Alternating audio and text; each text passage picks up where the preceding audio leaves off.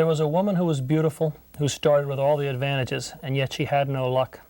That's the almost fairy tale opening of D.H. Lawrence's classic story, The Rocking Horse Winner. Today we're going to have a discussion of that story with three members of the literature team. There's myself, Carl Callender. I teach world literature and creative writing. To my right is Professor Gene Snyder. He teaches literature, the occult, and creative writing as I do. And on my left is Bill Watkins. He teaches the American Lit 1 class and also the Introduction to Literature. We're going to talk about this story on many different levels today and try to sum it up for you. It's an interesting story to discuss because there's so many different ways of approaching it. The way Bill likes to approach things in Introduction to Literature is to look at the author's life and background. Bill's a writer himself. Maybe that gives him this extra perception. But he's going to talk a little bit about D.H. Lawrence, and Gene and I will come in from time to time with some commentary. Bill, you want to talk a little bit about the background of this story and D.H. Lawrence? Yeah, basically I think when you're looking at Lawrence, the biographical approach, the assumption that any piece of literature is really an expression of the sum total of the author's life to that point is probably the most valid one. He's a biographer's picnic. Just about everything he writes seems to have some direct connection with his life. In this story, for example, his father was a coal miner. His mother was a woman who had been a school teacher at one point and who had written poetry herself. She was 22 years old when she married his father. That's on the very brink of being an old maid. She had been engaged to another young man, in those days you wanted to marry a slight cut above yourself. She'd been engaged to him, and he jilted her practically at the altar to marry an older and more wealthy woman. So it was like she married the father. She was on the rebound. He was not in his own town. She had no idea what his work was really like. I mean, he told her he worked in the mines, but he gave her this romantic vision of it down in the dark, playing with dynamite and stuff, and she was Is it true he was a very handsome guy, very macho? Good-looking guy. Because the second line of the story is she married for love, and the love turned to dust. She probably did. He apparently swept her off her feet. He was real charming, had a great singing voice, which at the time was an important quality for attracting women. Liked to have was a great dancer, good looking. He was probably big. His father had been a great athlete and was a real giant of a man. In fact, had boxed with and beaten in an unofficial fight the champion of Britain earlier on. So it's a kind of strain of, he was a real athletic, outgoing guy, and she thought he was the prince and married him, and at first they lived relatively near. So she came from Nottingham, and her family, her father was a minister, and the family was in the lace business. So they were working class, but they were genteel working class. She really had no understanding of what a coal miner's life was like. There's an anecdote that after they had moved out there and he came home the first day from the mines, she didn't know who he was. He was all covered with soot. And she got his food ready, and he came back in, and all he had washed was his hands. And she was appalled. And she said, well, you have to wash. And he said, this is clean dirt. This is cold dirt. This is clean dirt. And then afterwards, he wanted her to wash his back, which was all covered with the soot, and she was revolted at this. She came to hate him. She turned the kids against him. So you think that even though this story is set in more upper middle class or almost lower nobility, you think that this is sort of a symbol for Lawrence's own family life, where his mother continually felt she had married beneath her station? The family dynamics, even though you're right, it is a more upper middle class than his own background, is the same as in his family. The mother hates the father. She holds him responsible for her coming down in the world. When she married him, I don't think she realized how far beneath herself she had married, which was the way they would have thought of it at the time. Using the children became a battlefield between the mother and father. And Lawrence said later on that apparently his mother had won. I mean, all the kids despised the father just like she did. But he said later on he came to see that his father really had a great love for life, and that his mother really didn't, that she was very uptight, very self-righteous. Of course, in this story, the father is almost totally absent. You know, he's almost non-existent in the story, as much as you can have him non-existent and still be there in one or two lines. Well, the uncle in that story is just like his real uncle, who was a big gambler and liked to play the horses. And so had more money than the rest of the family. And was somebody that they looked up to more and admired a little bit more. His mother pushed the idea of the money, though, was typical of Lawrence's family. The family never had enough money. The father worked in the mines. The mother ran a millinery shop, and she may even have designed some of the lace things that she sold. Just like the mother. The mother in there designing things. She does the drawing there. Now, I don't think his mother drew, but Lawrence himself was an artist. He drew, had a showing of his paintings towards the end of his life. And same thing happened to his books. They closed it down because it was too erotic. But there was never enough money there. When he went to school, he got a scholarship to secondary school, sort of like our prep school. And the scholarship barely covered the train trip there and back. And the mother kept cutting corners in the family so that he was able to go to school. But you can always see there was always that pressure there that more money was needed, more money, more money. Of course, going to school was a way of moving yourself up in class, in her mind, and separating her son from the father. Yeah, her goal was to keep her sons out of the mines. And she did that. Although Lawrence himself clerked for the mines, he never actually went down into the pit himself. He had an older brother that was his chief rival for his mother's affections. You notice that story opens up that everybody thought that she loved her children, but that there was this little hard core in her that couldn't love anybody. That, I think, was probably true. However, in terms of getting the affection, his older brother, Ernest, was everything you're supposed to be. He was an athlete like the grandfather and the father.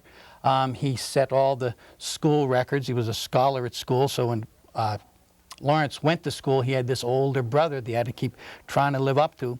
And Lawrence was frail from birth. He was a very scrawny kid. He died eventually of tuberculosis. And the older brother, Ernest, was the one that his mother was really his favorite.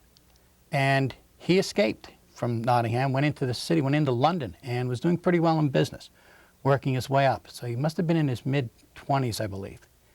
And he came home and caught cold. And when he went back, everybody said to him, you really look sick. You should go home and go to bed.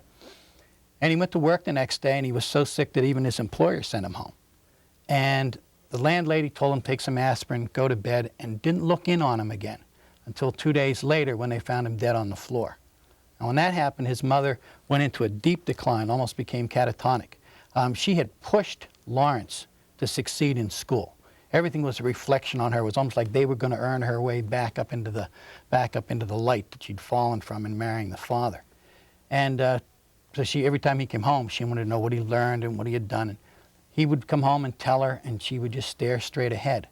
And then he got the same cold that his brother had, went into a coma, as the child does in here. And the child, of course, looks, we don't have that much of a description of him, except that he had dark wavy hair and the blue flashing eyes. And Lawrence had dark wavy hair and light eyes and was known for his piercing look, which you have in the child in the story. And in nursing him back to health, his mother came out of her deep depression. But even then, he never had the feeling that he ever really measured up. He could never become Ernest, as far as she was concerned, even though she poured everything into him. And again, I think also there's that idea that it wasn't so much love as it was that desire for material gain, that they were going to work their way back up out of that working class that she'd married into. Yeah. Could you tell us a little bit about why he wrote the story, or what he wrote it for? I think you said it went into an anthology. It was supposed to have been, he was supposed to write a story for an anthology called The Ghost Book. Which was about by Cynthia Asker. paranormal Apparently and it ghosts? was going to be all ghost stories. And it was being put out by the daughter-in-law of the Prime Minister. Right? Lawrence mixed with the nobility all the time, but he never liked them very much. I mean, he had that love-hate relationship with them. He always wanted to get to know them, but then when he found out what they were like, he despised them. He was supposed to have written a story for that called Glad Ghosts. He finished the story in time to submit it, but the lead character was too much like one of his friends at the time, who was also a friend of the woman putting the anthology together, and he didn't want to embarrass her, so he sent him The Rocking Horse Winner instead. That was it was published in 26. Now he had, around that time, his sister was visiting him, younger sister, who was the only one he was really close to. And his wife and the sister hated one another. And the sister is sort of dragging him away from his wife. They went off on a little vacation by themselves, so he's fighting with his wife at the time. His work he felt like he'd come to the end point. He finished the Virgin and the Gypsy around that time. And said that was going to be his last novel. He did die 4 years later, but only after writing Lady Chatterley's Lover. So he's kind of in a depression. He's sick. He's only 4 years from dying. And that kind of exhaustion that you get from Paul, I think, is something that was going on currently. Feeling in him. And of course, that the story was, again, for this anthology, but it was only secondarily for the anthology. It's sort of funny to think of him writing a ghost story, but many people see this story as a study of the paranormal or a horror story, or in some way a rewrite of the Faust story. Gene, I know you took some notes on that. If you were teaching this in literature of the occult, what sort of things would you focus on? Oh, lots of stuff. From the purely parapsychological view, the story is organized precognition.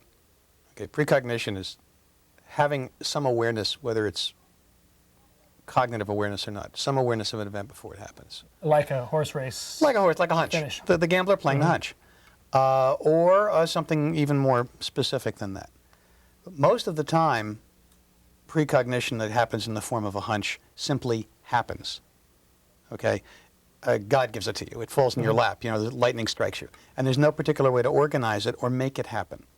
And what's interesting is that Paul can't make it happen either. Not all the time. He has to be, he has it in quotes a couple times, sure. And then he bets everything.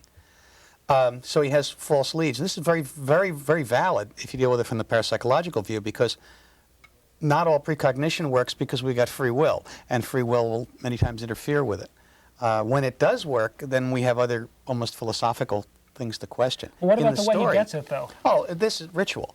There are two ways to organize or to enhance this kind of an event, parapsychologically defined as precognition.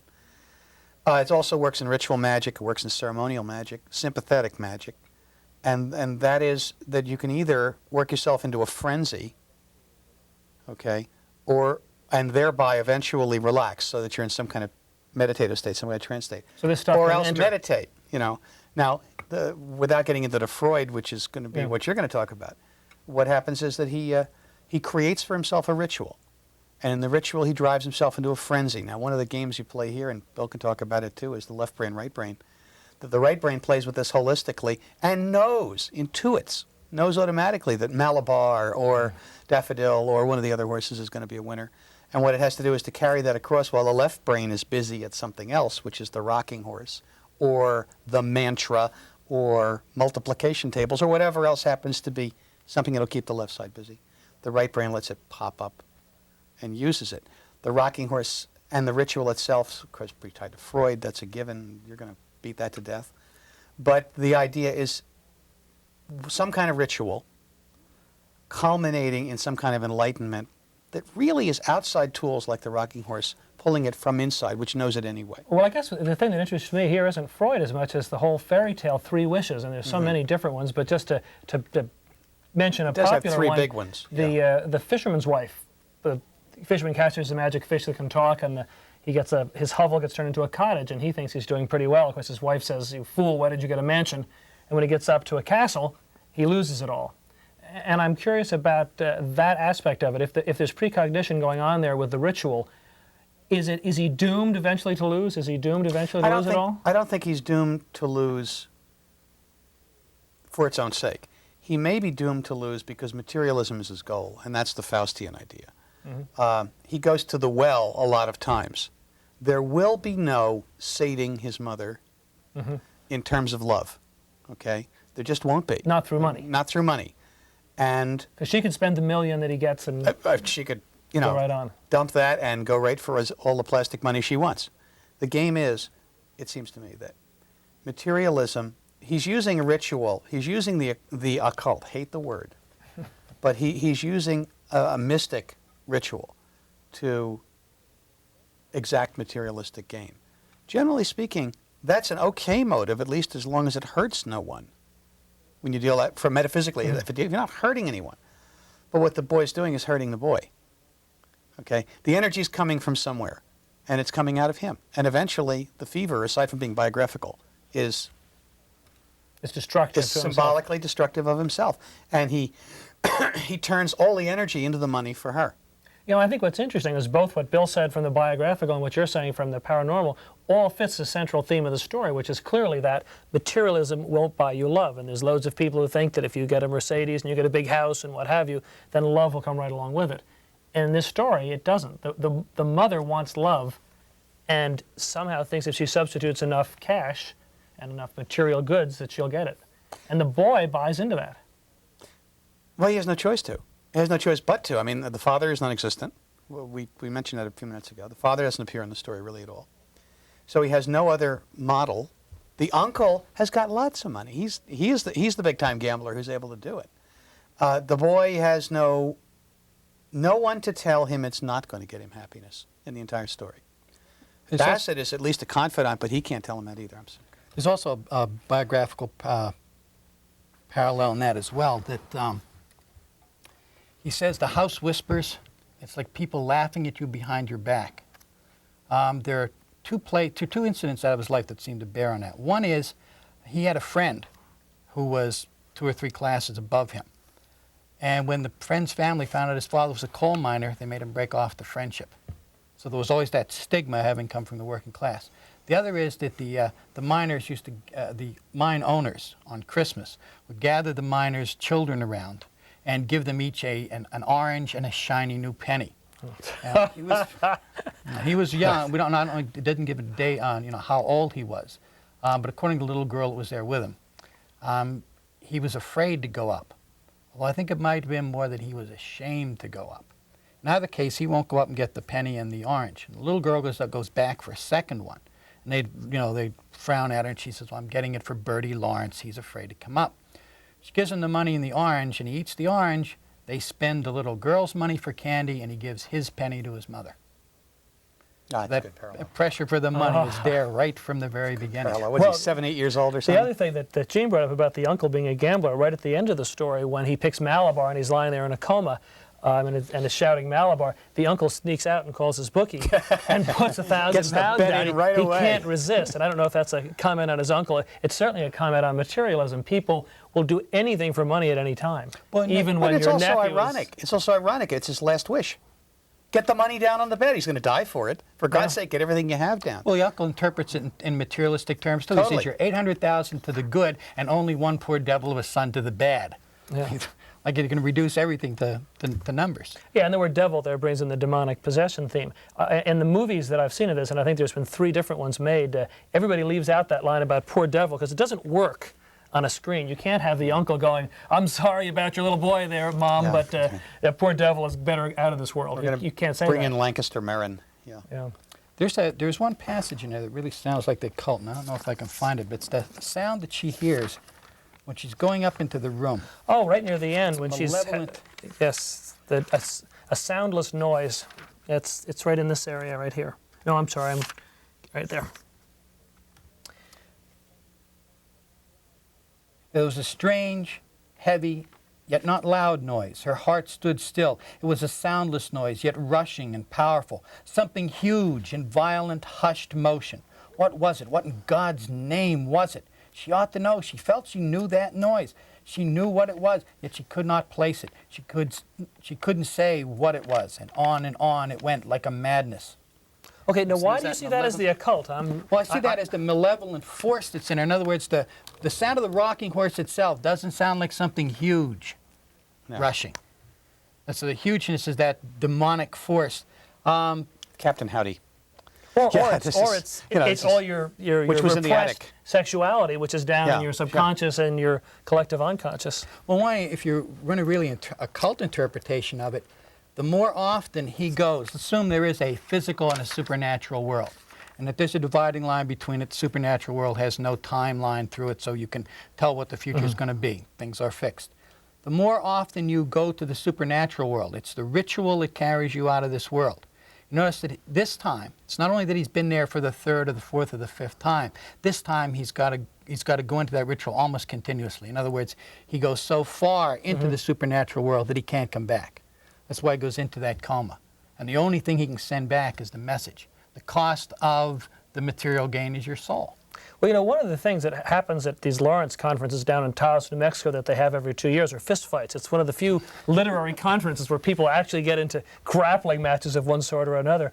And I think when you read a story like this, it's so easy to interpret it in different ways. I mean, we're not putting our PhDs and our reputations and our journal's reputation on the line by talking about the occult. All those things you say, it seems to me, fit so well into the whole Freudian interpretation of the different subconscious coming up. The story seems to work so well on so many levels, all working in that same direction, that materialism is what screwed up Western man, that we should want love, and what we really pretend we want is money, and that Lawrence's mother, biographically, and the mother in this story is kind of the ultimate Western personality, putting everything into materialism and putting nothing into spiritual fulfillment and love. Well, remember, she married having lost her true love, married a romantic love, the father, and the romantic love goes out the window partly because of the materialism, because he's poor, because he's a coal miner. You get the feeling the materialist, the romantic love goes out the window day one coming back from the mine. And she drives it out. Yeah. I mean, he had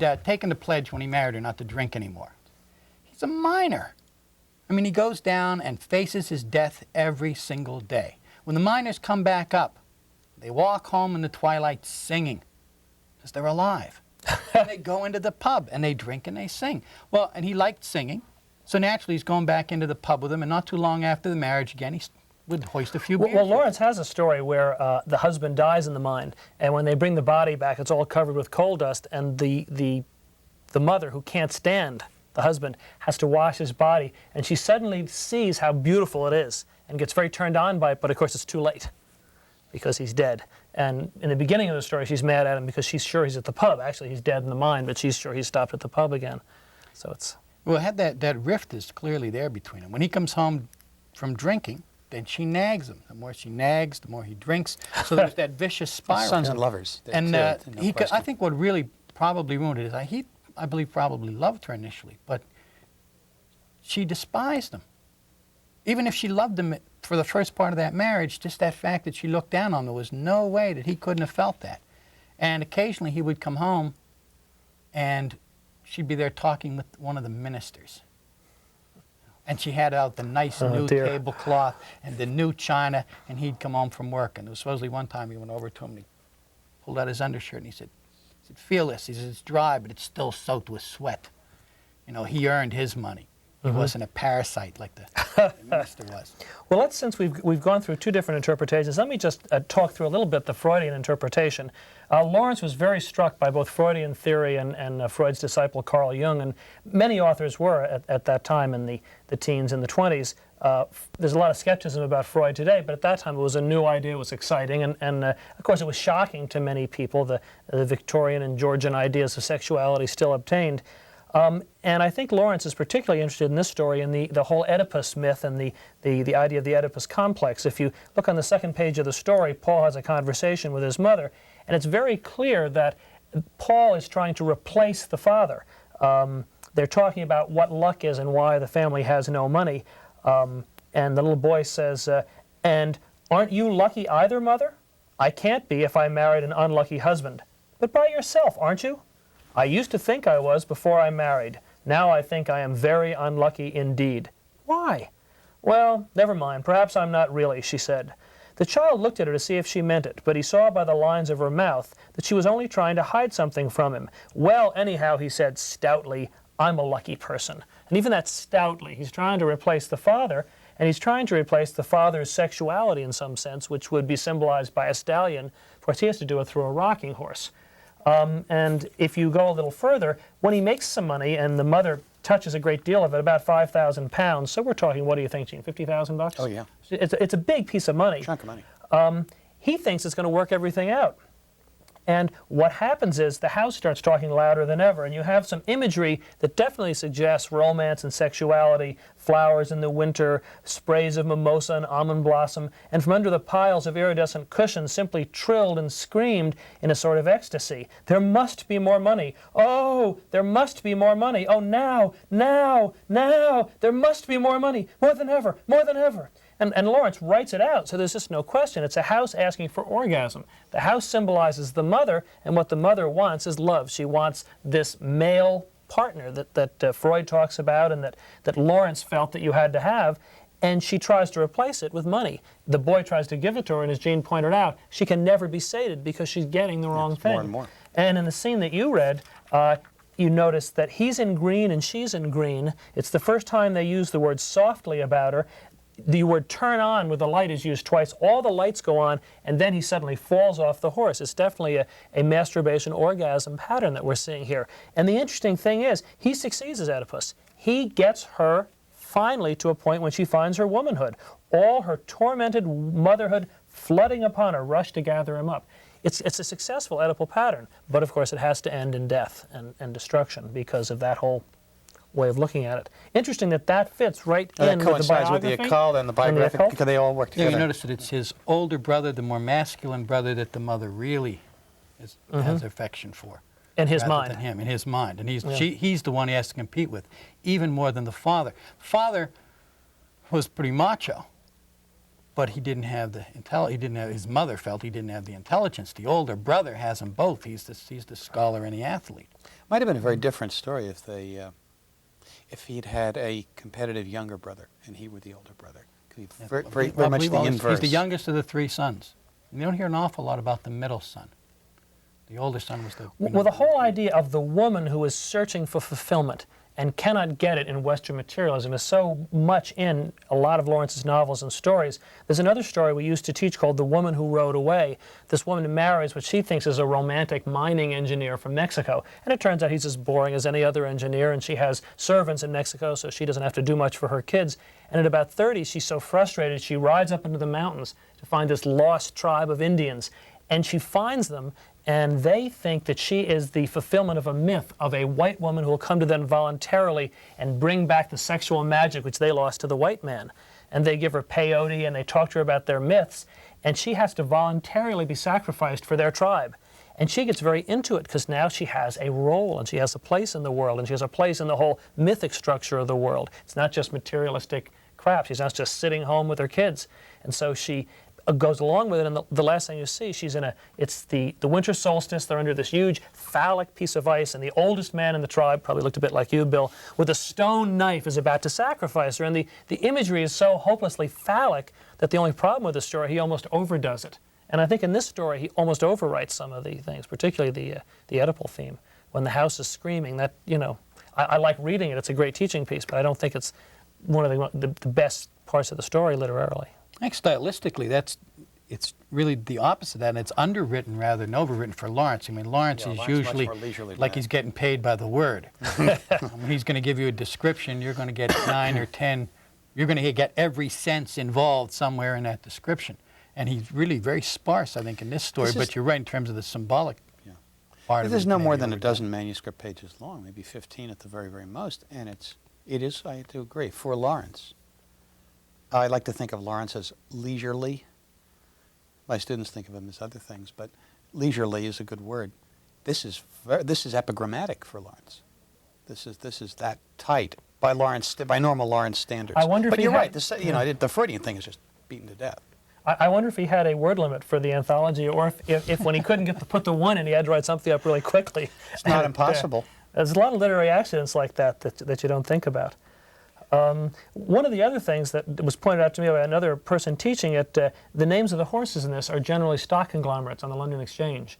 And so he's laughing, too, at the whole gambling nature of our society. And Malabar is E.F. Hutton? Yeah.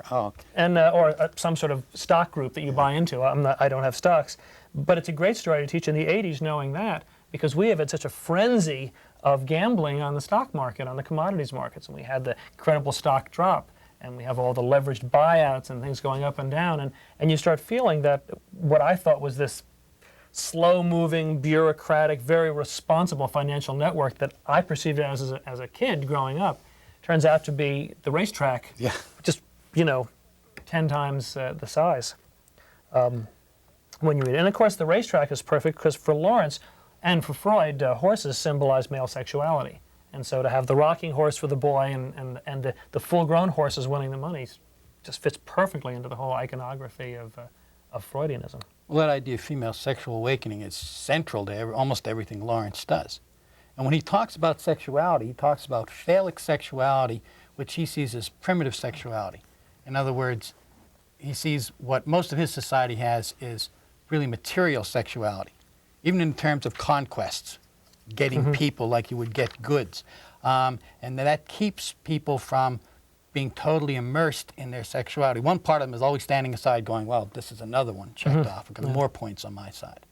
And that keeps us from being like the primitives, what he called, which is what he wanted. I mean, he has that idea of that utopian society, which he wanted everybody to go to Mexico with him and found. They all thought he was nuts. And where they were all going to, share everything, including one another. It was kind of a sexual commune, and the material goods were, so everybody wasn't out to get more stuff. And the only way he saw that to do that was to separate entirely from the kind of world that he was in, go outside the culture completely, go into Mexico, which is like going back into time. So that's why he went down to New Mexico and was doing peyote and those... Well, he went to New Mexico because Mabel Dodge invited him there. And he was in trouble in England. He was always in trouble in England. Every time he brought something out, I mean, the Victorians, you might be able to imply sex. I mean, they did write the best pornography, but nobody put that pornography out as books. So when he did that, the books were being banned and people were criticizing him. Even his friends didn't like them. Well, of course, his views on Western civilization, many of them came from his hatred of the First World War, which was a war that was very hard to pinpoint villains, except for the fact that the profiteers and the large industrialists were making a fortune on the war. And he pointed that out, and that didn't make him popular in England. In fact, I think he was... He hangs out with all these upper-class intellectuals, and he's working class. I mean, they drive the big machine. He's been under the treads. So he knows that the materialism is malevolent because he suffered from it. I mean, he lived in a set of row houses that the company put up for its workers, and then charged them the rent for it. The company store. You buy from them. You owe them more than you make, and so you can never leave. I mean, he knew what the results of that kind of materialism were, and he had also seen the focus on materialism destroy his parents' marriage, destroy his own attitude towards his father. He couldn't respect his father because his mother didn't, and she didn't because he didn't make But money. it seems like he spends his life trying to create women who are sexually satisfied to satisfy his mother. So in some way, his whole life is like Paul, and of course it's doomed to failure because you can't go back and fix your mother's life. You can only fix your own. You have anything to add to this? I just find well, I'd have to hitchhike on the idea that his connection to the university-educated intellectual, it's not unlike Melville's attempt to grab hold of the Thoreau-Whitman group and somehow gain their respect because he was a bank clerk who had never gone to school and went to sea at 14 or something. Very, very similar. Managed to get himself involved with them temporarily and then realized it was hollow. Even spent all of the time he could after he wrote Moby Dick writing something called Pierre, which nobody ever read because it was his intellectual masterpiece. It's about as fruitless on his part as it was on Lawrence's part. And he has to have the contempt for them because when he gets to know them, they are that sterile upper class. Pretty vacuous people. One lady that, and people kept sort of collecting Lawrence. And they, he would go and stay with them.